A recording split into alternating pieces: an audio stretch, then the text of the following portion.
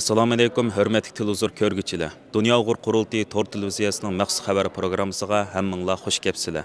Men riyosatchi Iftixor Abdurshid. Hammanglarni yurakdan salomlayman. Aziz ko'ruvchilar, men sizlarga hozir Germaniyaning poytaxti Berlindan bu programmani taqdim qilyapman.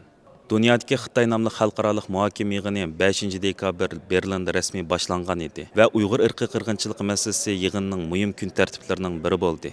Yig'inning bugungi bo'limida Qurultayning Uyg'urcha bayonotchisi, Qurultay Berlin ishxonasining direktori G'ayur Qurbon, Qurultayning inglizcha bayonotchisi va Qurultay ayollar komitetining mudiri Zumratay Erkin, Fransiyadagi jasur lager shoidimiz Gulbahor Jelilovalar, Xitoyning Sharq Turkistonda Uyg'urlarni asos qilgan yerli xalqlarga yurgizayotgan irqiy qirg'inchiligi va insoniyat qarshi jinoyatlari va o'xshash vaqtda Xitoyning Sharq Turkistonda yurgizayotgan irqiy qirg'inchiliklarni qo'llab kelgan yuqori texnikalik digital yumtallar va kameralar haqida guvohlik berib, yig'in qatnashchilarining va Germaniya matbuotlarining kuchli diqqatini qo'zg'adi.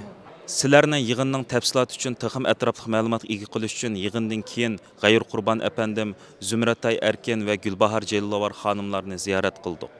Xo'sh, G'ayur Qurbon apandim, bugungi yig'in haqida qisqacha ma'lumot berib o'tgan bo'lsangiz. Ko'p rahmat ziyoratingiz uchun. Bugun Xitoy, dunyodagi Xitoy nomli xalqaro cho'ng muhokama yig'ini Berlinda ilib borilyapti. Bu yig'in bizningki masalamiz uchunla bo'lmasdan balki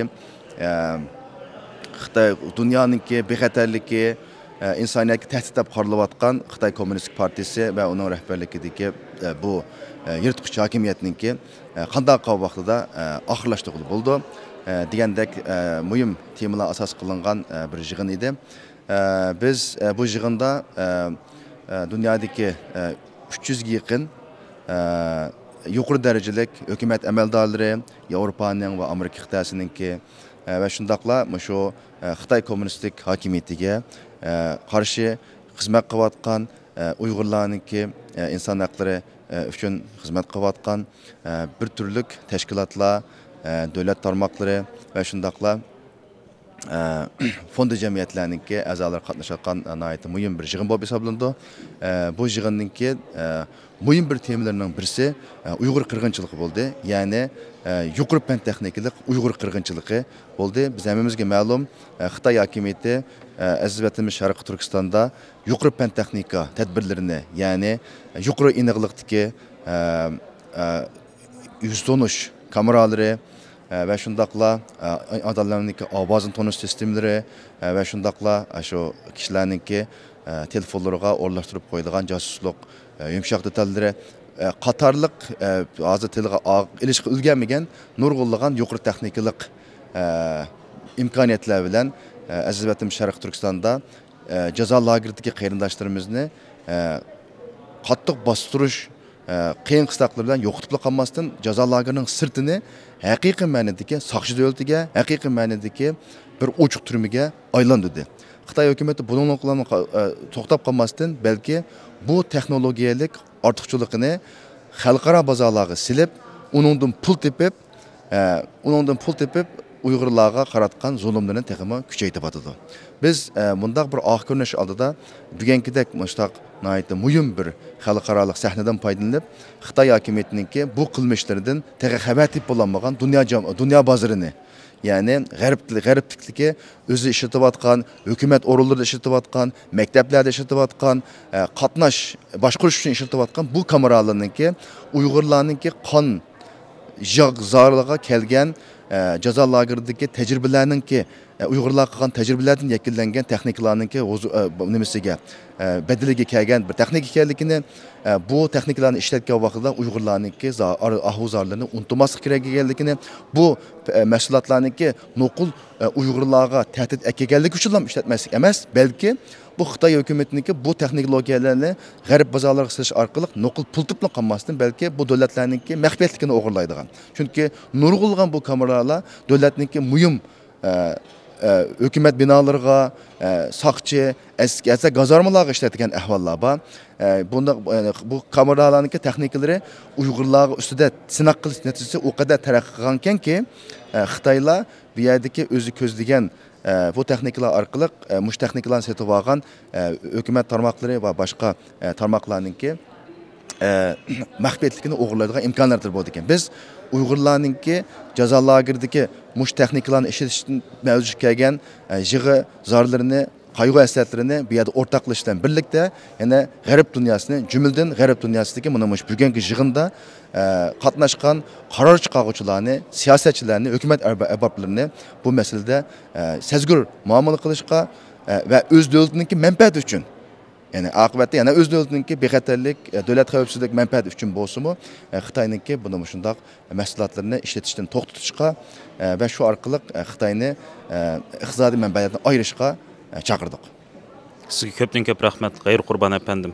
Xo'sh, Zumratay xonim, bugungi bu ichilgan guvohlik yig'inda normal yig'in vaqtidan ko'p eshib ketdi. Vaqt normalda 1,5 soatlik yig'indi, bu 2 soatdan bekar eshib ketdi. Savol so'rab qatnashuvchilarninki intayin zo'r qiziqishini qo'zg'adi.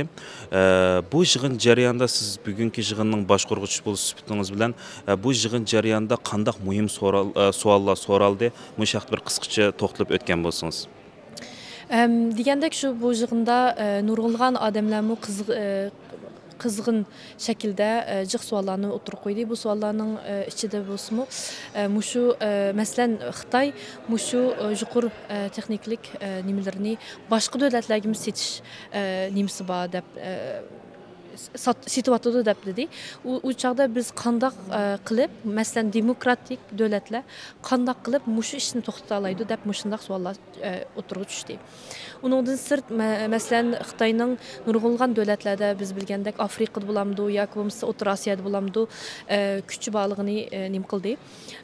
Tunib nim qildi. Anandan mushu kuchga biz qandaq qarshi nim qilib harakat o'talaymiz deb undaq savollarimiz tushdi. Ham ba'zanlarni tavsiya berganlar bor. Hem de bazılarının tavsiyasida mushu demokratik davlatlarda jiqroq lobbichilik faoliyatlarini ilib berib, mushu demokratik masalan Yevropa birligining ichidagi davlatlarda mushu to'g'riliq masalan yaxshiroq tushuntirish berib, Xitoyning qanchalik hozir ilgirlab mushu davlatlardami qanchalik Xitoyning o'zining control, influence'ni, ta'sirli kuchni ko'rsatayotganligini bildirishimiz kerak deb nim qildik. Ham uning oqidimi masalan G'ayurkammo oxirida deb tushuntirib o'tdi. Masalan O'rta Osiyo deymiz, lekin O'rta Osiyoda hozir nurg'unlagan o'zgarishlar bo'lyapti. Xitoy mush Ukrainadagi urush chiqqandan yo'g'i mush davlatlarni o'zlari bir mustaqil shaklda bir ishlarni ilib berishni xohlayotganligini Xitoy va Rossiya degan davlatlardami o'zlarini biza mustaqillik nim ko'rsatish tirishayotganligini nima dedi? Mushu bizga bir fursat bo'ldi. Shu chaqda mushu demokratik davlatlarni biz ching tutib harakatga o'tkazishga tirishimiz kerak deb nim qildi. Undan sirt yana masalan mushu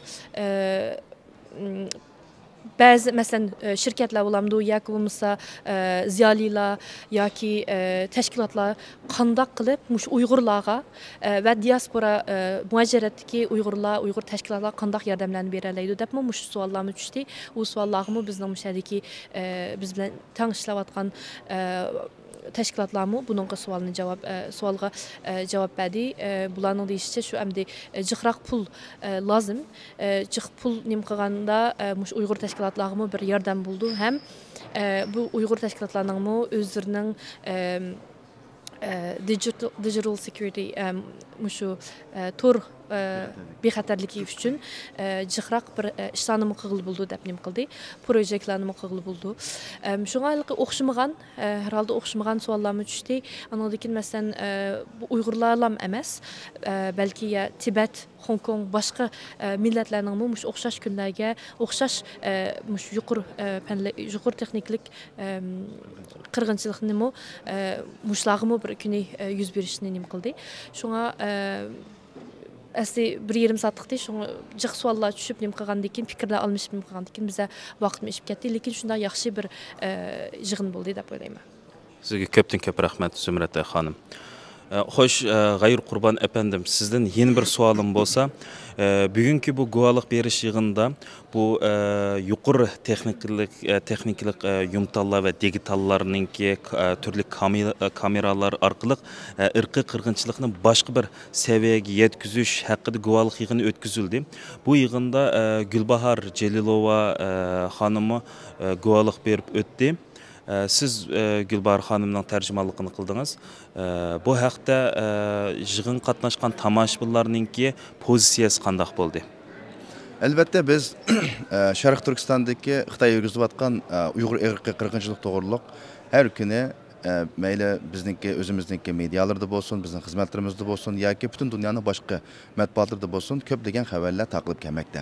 Lekin nurg'un Sharq Turkistonga hech bir boqmagan, ko'rib boqmagan, Uyg'urlar bilan tuzuk bevosita uchrashib boqmagan insonlar uchun bu Sharq Turkistondagi azob oqibatniki tirik shohidlar bilan ko'rishish favqulodda bir tecrübe asıl qilish bo'lib hisoblandi.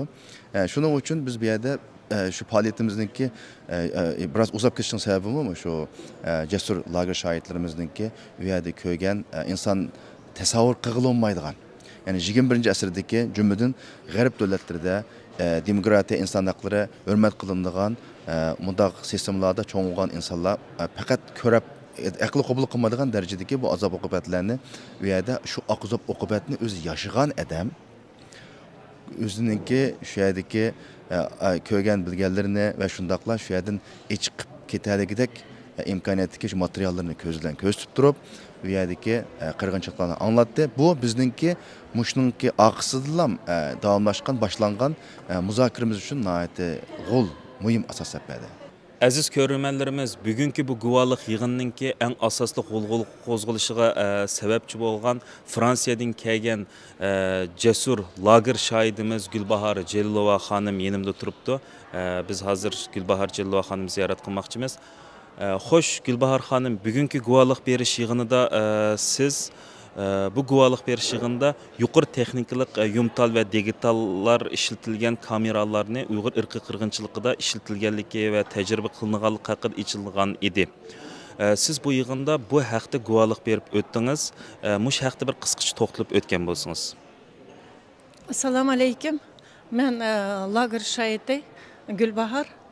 Men Xitoyningki jazo lageridan chiqqan vaqtda 20 kundan keyin men guvohlik bergan vaqtda shu vaqtda deganda birinchi guvohligimda shu Kanşu soğuk meni solğan vaqtda birinchi ko'zning nurini oldi, burnimning shaklini, 10 barmog'imniki nimasini 10 barmog'imniki отпечаткасын oldi deb guvohlik bergan. Ham shu kameraning ichida 4 yerda 4 tamda kameralar bor, ham ishni oldida ovoz suzib oldigan Uyg'urcha gap qilsak, shu ovoz suzib oldiganni men degan ham Eşaqdaki saqçılarma dətdə sizlərniki kiçiklə qapqar meğanlarını biz görələyimiz. Həm sizlər Uyğurca paran qısanlar, biz ürümçilik saqçılarımız, həm Bejindiki başlıqlarımız sizlərni kördü degen. Şu vaxtda həm də guvalığımda şu Xitayның pən texnikisi qandaq yuqur pəllikdə degen, həm də bugün şu arqılıq bugün şu anandan bizge bugün jığın boldu. Şu jığında yana şu aşı Xitayninki hazır Uyg'urlarga ishlatgan şu ilgir elektrotexnikalari qandaq yüzkek o'rinda turayotganini ham butkul Uyg'urlarga ishlatib lagerlarda ishlatganini hamda butkul dunyoda sırtımı işletiyordu. Şunu qandaq qilib to'xtatamiz deb şu söhbətlər bugün bo'ldi. Bugungi konferansiyada ta'sir etgani şu bunu qandaq qilib to'xtatamiz, qandaq qilib to'xtatilganini Xitoy bilan aloqasini, yuqori pan texnikasini, elektrotexniklarni to'xtatish, qandaq to'xtatish kerak. Şu masala bugun o'tirilib qo'yildi. Sizga ko'pdan ko'p rahmat. Aziz ko'rmanlar, yuqorida sizlarga bugungi o'tkazilgan muhokama yig'ini haqida tafsiliy ma'lumot berishga tirishdik. Keyin qatimqi sonimizda ko'rishguncha omon bo'lgaysizlar. Oxirsida Uyg'ur irqiy qirg'inchiligini keng dunyoda e'tirof qilinishiga va butun dunyo xalqininki tonishiga turtki bo'lgan jasur lager shohidlarimizga chin qalbimizdan rahmatimizni bildiramiz. Germaniya Berlindan hammanglarga o'tliq salom. Men riyosatchi Iftixor Abdurshid. Allohga omonat bo'linglar.